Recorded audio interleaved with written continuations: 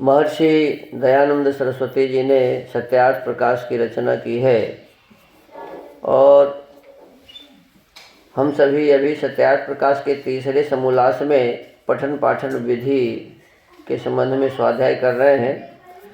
इसमें कहा गया कि पठन पाठन के क्रम में सबसे पहले हमें पाणिनि मुनि जी द्वारा रचित शिक्षा शास्त्र है, जिसे हम वर्णोच्चारण शिक्षा कहते हैं, उससे जो अक्षर हैं उसका उच्चारण स्थान आदि हमें पहले सीखना चाहिए।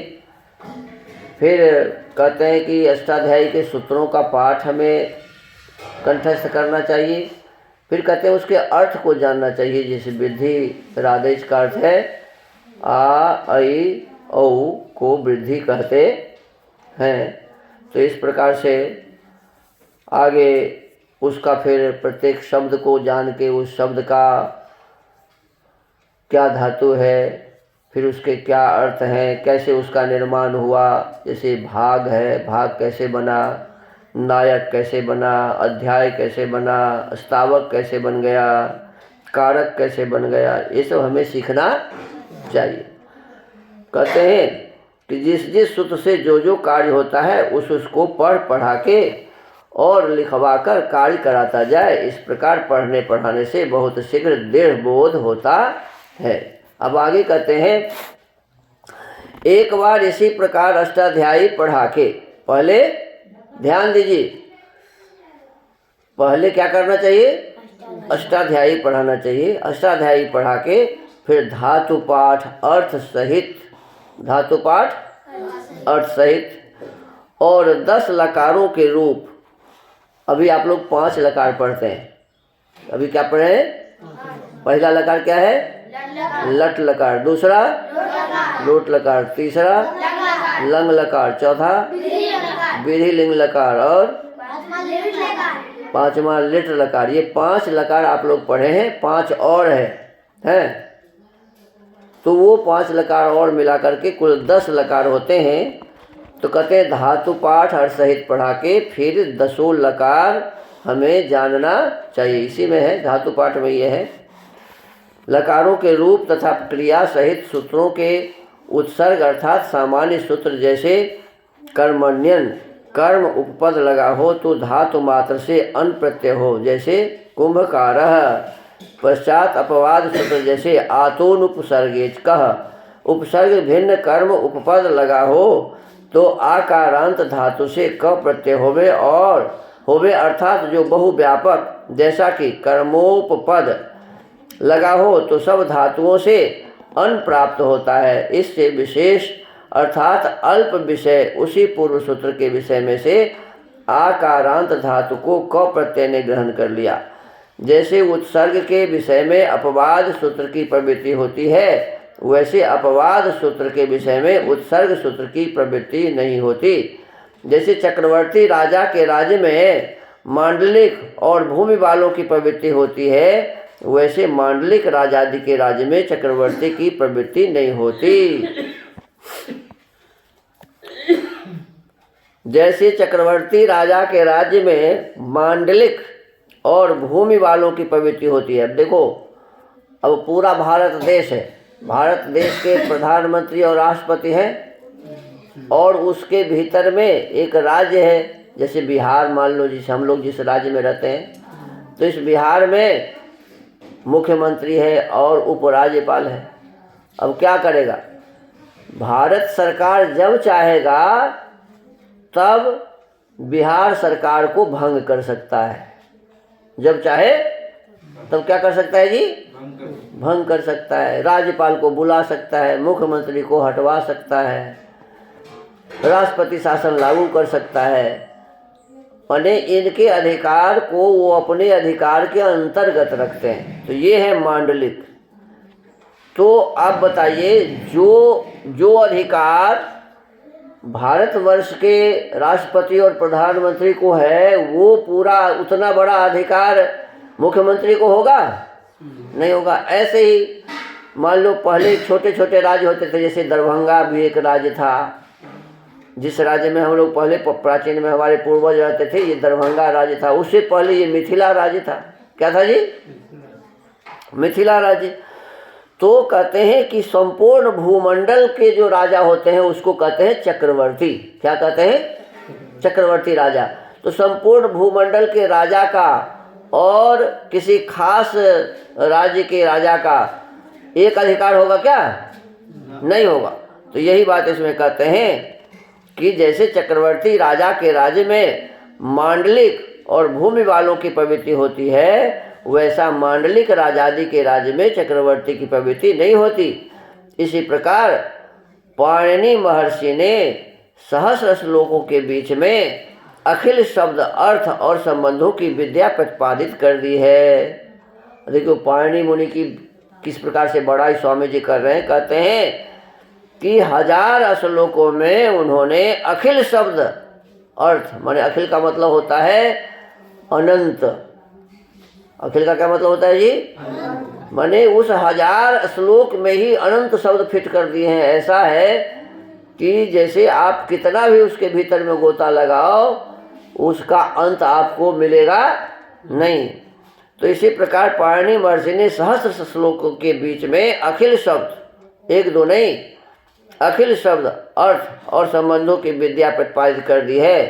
धातु पाठ के पश्चात, ये अष्टाध्यायी के बाद फिर धातु पाठ, धातु पाठ के बाद फिर कहते हैं उनादिगण पढ़नी चाहिए। क्या पढ़नी चाहिए? धातु पाठ के पश्चात उनादिगण के पढ़ाने में सर्व सुबंत का विषय अच्छी प्रकार पढ़ा के, और उसमें विषय है सुबंत, तो सर्व सुबंत का विषय अच्छी प्रकार पढ़ा के पुनः दूसरी बार शंका, समाधान, वार्तिक, कारिका, परिभाषा की घटना पूर्वक अष्टाध्यायी की द्वितीय वृत्ति पढ़ावे। इसी को काशिका कहते हैं। इसी को क्या कहते हैं जी? काशिका। ये जो द्वितीय वृत्ति अभी हम स्वामी जी लिखते हैं, इसी को कहते हैं काशिका।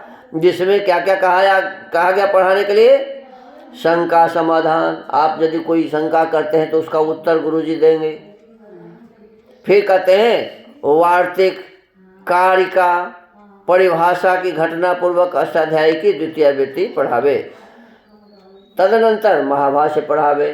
तो पहला जो पढ़ाया गया उसको कहते हैं प्रथमा वृत्ति। जो हम पढ़े ना कि वृद्धि आदेश का अर्थ होता है आ, ऐ, औ को वृद्धि कहते हैं। ऐसे यदि सभी अर्थ शब्दों के अर्थ को जानेंगे, कौन शब्द कैसे सिद्ध किया जाता है, तो उसको प्रथमा वृत्ति कहते हैं। क्या कहते हैं?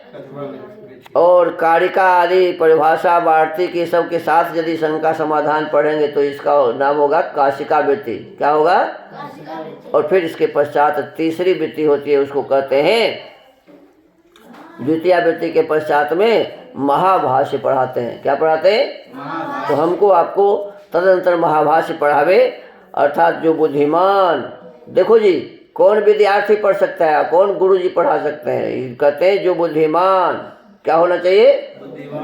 अब कितना भी पढ़ाया जाता है तो उसका दिमाग काम ही नहीं करता है, तो ऐसे व्यक्ति कैसे पढ़ें? तो पढ़ने वाले कैसे होने चाहिए? बुद्धिमान। दूसरी बात पुरुषार्थी। दूसरी बात क्या है जी? पुरुषार्थ करने वाले, मेहनत करने वाले ही पढ़ सकेंगे। जो मेहनत ही नहीं करना चाहेगा, खाली खेल कूद में अपना जीवन बिताता रहेगा, वो कभी भी पढ़ाई नहीं कर सकते, विद्वान नहीं बन सकते। तो पहला बताया कि वो बुद्धिमान होना चाहिए, फिर पुरुषार्थी होनी चाहिए, फिर निष्कपटी होने चाहिए, छल कपट उसके भीतर नहीं होने चाहिए, विद्या बुद्धि के चाहने वाले होने चाहिए, माने उनकी इच्छा हो कि मैं पढ़ूं, ऐसे ही व्यक्ति पढ़ सकता है। अब जबरदस्ती गुरुजी कहते हैं बैठो तो बैठता है, अब गुरुजी नहीं है तो बस उठा पटक करता है। तो ऐसे व्यक्ति अपने भीतर में जिसको पढ़ने की इच्छा नहीं होगी वो कभी भी पढ़ाई नहीं कर सकेगा। विद्या बुद्धि के चाहने वाले और नित्य पढ़े पढ़ावे, ऐसा नहीं कि कभी पढ़ा और कभी नहीं पढ़ा, ये भी नहीं होना चाहिए। अब प्रतिदिन नियमित रूप से पढ़ेंगे तभी आपको विद्या आएगी। गुरुजी प्रतिदिन पढ़ाएंगे तभी आपको विद्या आएगी। तो पढ़े पढ़ावे तो कहते हैं कि 1.5 वर्ष में अष्टाध्यायी और 1.5 वर्ष में महाभाष्य पढ़ के 3 वर्ष में पूर्ण व्याकरण होकर वैदिक और लौकिक शब्दों का व्याकरण से पुनः अन्य शास्त्रों को शीघ्र सहज में पढ़ा सकते हैं। अब बात समझ में आया? देखो, व्याकरण के विद्वान कौन बन सकते हैं? तो इसमें आप बताया कि बुद्धिमान। कौन बन सकता है जी? बुद्धिमान। दूसरी बात बताया पुरुषार्थी, मेहनत करने वाला। तीसरा वाला कि कपट ना हो, उसके छल कपट न हो, निष्कपटी होना चाहिए।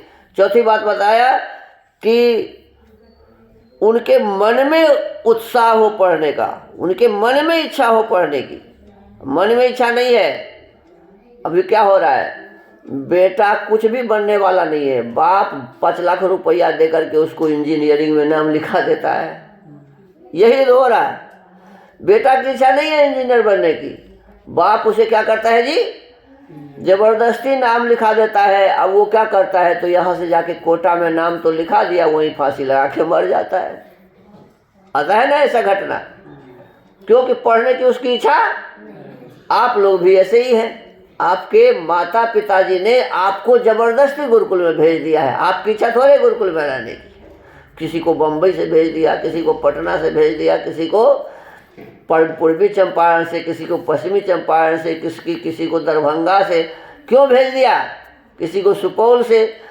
घर पर आप बदमाशी करते थे। क्या करते थे जी? तो माता पिता को बदमाशी अच्छा नहीं लगता था, तो आपको जबरदस्ती गुरुकुल में भेज दिया। तो आप पढ़ाई नहीं कर सकते। क्यों? कि आपकी अपनी इच्छा पढ़ने की नहीं है। आपके बाप की इच्छा है, आपके दादा की इच्छा है, आपके माँ की इच्छा है, आपकी इच्छा। तो जिनकी इच्छा पढ़ने की है ही नहीं, वो कैसे पढ़ेंगे? हैं? तो आपको पढ़ने के लिए क्या करना पड़ेगा? सबसे पहले आपको अपने भीतर में उत्साह उत्पन्न करना पड़ेगा कि मैं पढ़ूंगा, चाहे जितना भी दुख सहना पड़े, जितना भी कष्ट सहना पड़े। पढ़ने वाले दुख से घबराते नहीं। देखो ना, लिखा हुआ है कि सुखार्थी न कुतो विद्या, सुख चाहने वाले को विद्या होती नहीं है। आप खाली पूरी, कचौरी, तरुआ, क्या कहते हैं, दूध, दही, बस इसके चक्कर में खाली रहते हैं। बढ़िया भोजन है, इसके चक्कर में रहते। तो ऐसे चक्कर में रहेंगे तो पढ़ाई होने वाली नहीं है। अरे भोजन मुझे जो कुछ भी मिले ना मिले, मुझे क्या करना है जी? पढ़ाई करनी है। ऐसे भाव जिनके भीतर में होगा वही विद्यार्थी पढ़ सकेंगे, अन्य व्यक्ति पढ़ाई नहीं करे। तो सबसे बड़ी बात है कि विद्या की चाहना होनी चाहिए, और ऐसा भी नहीं कि कभी पढ़े और कभी न पढ़े। नित्य प्रति नियमित रूप से पढ़ाई होनी चाहिए। और ऐसे जब हम करेंगे तो 1.5 वर्ष में प्रथमावृत्ति और द्वितीयावृत्ति हो जाएगी। माने प्रथमावृत्ति और फिर कहते हैं द्वितीयावृत्ति माने काशिका, और फिर कहते हैं 1.5 वर्ष महाभाष्य में लगाएंगे। कितना वर्ष? 1.5 वर्ष। इस प्रकार 3 वर्ष यदि ठीक से व्यक्ति पढ़े, बुद्धिमान व्यक्ति, पुरुषार्थी व्यक्ति, निष्कपटी व्यक्ति, विद्या को चाहने वाले व्यक्ति, तो ऐसे व्यक्ति 3 वर्ष में विद्वान बन जाएंगे। और पढ़ाने वाले भी ऐसे ही होने चाहिए। पढ़ाने वाले भी निष्कपटी होने चाहिए, पढ़ाने वाले भी बुद्धिमान होने चाहिए, पढ़ाने वाले भी पुरुषार्थी होने चाहिए, मेहनती होने चाहिए। पढ़ाने वाले भी चाहे कि मेरा शिष्य पढ़ के विद्वान बने, ऐसे होने चाहिए। बिरजानंद जी के तरह और दयानंद जी के तरह, है ना जी? दयानंद जी शिष्य हैं और बिरजानंद जी गुरु जी हैं, और दोनों मेहनत करके और फिर विद्वान बनते हैं। तो इस प्रकार से आप भी बन सकते हैं। तो कहते हैं कि 6 महीने में जब यदि ठीक से हम लोग पढ़ेंगे सभी शास्त्रों को, तो हम सभी 3 वर्ष में विद्वान बन सकते हैं। और अन्य शास्त्र भी पढ़ने की विधान है, अब आगे पढ़ाई होगी। तो आज के इस स्वाध्याय के क्रम को यहीं विराम देते हैं। ओम।